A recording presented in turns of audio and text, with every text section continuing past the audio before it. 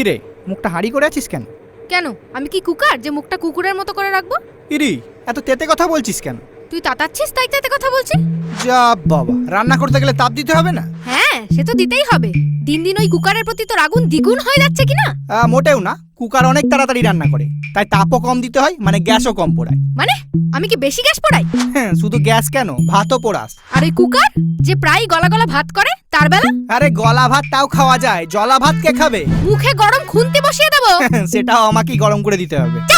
আর একটা কথা বললে তোর বার্নারে ফ্যান ঢেলে ফুটো জাম করে দেবো। হ্যাঁ অভ্যাস আছে, প্রায় ঢালিস। এবার মুখে ফ্যান গালিয়ে দেবো উনুনের বাচ্চা। এত বড় সাহস আমার রান্নাকে পোড়া বলিস? দুটো সিদ্ধ করা ছাড়া আর কি পারে তোর ওই কুকার? আমার মতো বিরিয়ানি, পোলাও, মাংস, পায়েস এত কিছু রান্না করতে পারে? ঠিক আছে ঠিক আছে, আমার ভুল হয়ে গেছে। প্লিজ এবার হাঁড়ি চাচার মতো একটু চাচানো বন্ধ করবি? এই মুখ সামলে, না হলে হাঁড়ি কাটে তোর গ্যাস পাইপ কেটে দেবো। তুই মনে হচ্ছে জানিস না আমি কোন বংশের হাঁড়ি। তা তোর হাঁড়ি খবর আমি জানবো কি করে? তো জেনে রাখ, আমার পূর্বপুরুষ ছিল মুঘল সাম্রাজ্যের প্রধান বিরিয়ানির হাঁড়ি।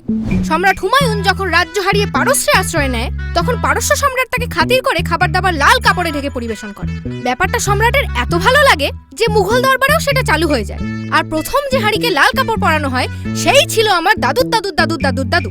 তারপর তো বংশানুক্রমে কেউ হয়েছে রসের হাঁড়ি, কেউ হয়েছে মিষ্টির হাঁড়ি, কেউ বা হয়েছে শখের শিল্পী হাঁড়ি, কেউ বা বাজানোর হাঁড়ি। তো এমন বংশের যে হাঁড়ি আমি, তার সঙ্গে তুই ওই সামান্য কুকারের তুলনা করছিস? ওফ, এ তো হাঁড়ি নিয়ে বড্ড বাড়াবাড়ি শুরু করেছে। আমি তো বুঝতে পারছি না কুকারের প্রতি তোর এত জেলাসি কেন? আমি তো তাওয়া, কড়া, সসপ্যান, ডেকচি সবাইকেই তাপ দিই। হ্যাঁ, কিন্তু সবাই তো আর তোকে দেখে নির্লজ্জ বাটির মতো সিটি মারে না। আরে ও ওইভাবে বাষ্প ছাড়ে। হ্যাঁ, বাষ্প ছাড়ে না ঝাড়ি মারে না আমায় দেখে রাগে ফুসফুস করে, তা আমি সবই বুঝি। হাত আর মাথা বুঝিস, শুধু সারাদিন ওই হাঁড়ি মাথায় হিংসা ভরে ছেনি চাপা দিয়ে ফুটে মরিস। এই আমি ফুটে মরবো কেন রে? ফুটে মরবে তো ওই কুকার, বংশটাই তো হাই প্রেসার। একদিন একটু সিটি আটকে গেলেই তো ইন্টারসিটি লোকাল ধরে সাজা না রেখে চলে যাবে।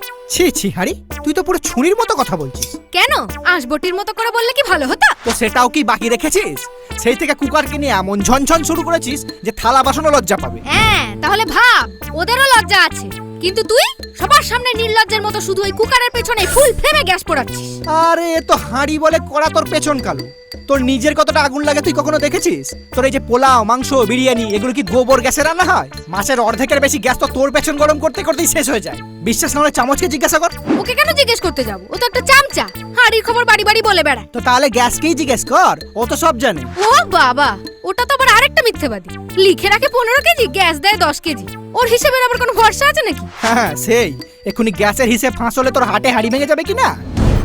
কি কাঁটা চামচের কাঁটা বিধিয়ে এত বড় কথা? আমি আর এক মুহূর্ত এই রান্নাঘরে থাকবো না। হ্যাঁ তো থাকতে কে বলেছে? চুলোই যা। হ্যাঁ, চুলোতেই যাব। আমাদের গ্রামের রান্নাঘরে অনেক ভালো ভালো চুলো আছে, আর তারা তোর মতো নয় যে গ্যাস না হলে জ্বলতে পারবে না, চুলো চুরি ছাড়া চলতে পারবে না। তুই থাক তোর কুকারকে নিয়ে, চললাম আমি।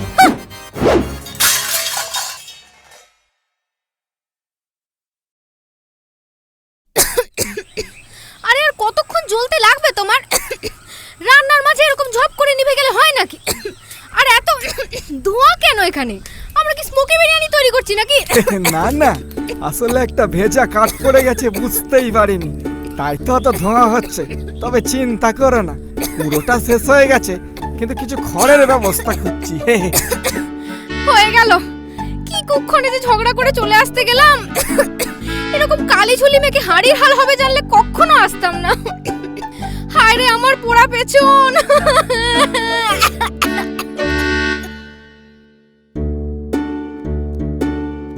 হ্যালো, তো ভিডিওটা কেমন লাগলো তোমার লাইক কমেন্ট করে জানিয়ে দাও। আর চ্যানেলটা যদি নতুন হয়ে থাকে তাহলে চ্যানেলের অন্য ভিডিওগুলো দেখো, যদি ভালো লাগে তাহলে সাবস্ক্রাইব করো। দেখাচ্ছি পরের ভিডিওতে, এখন টাটা।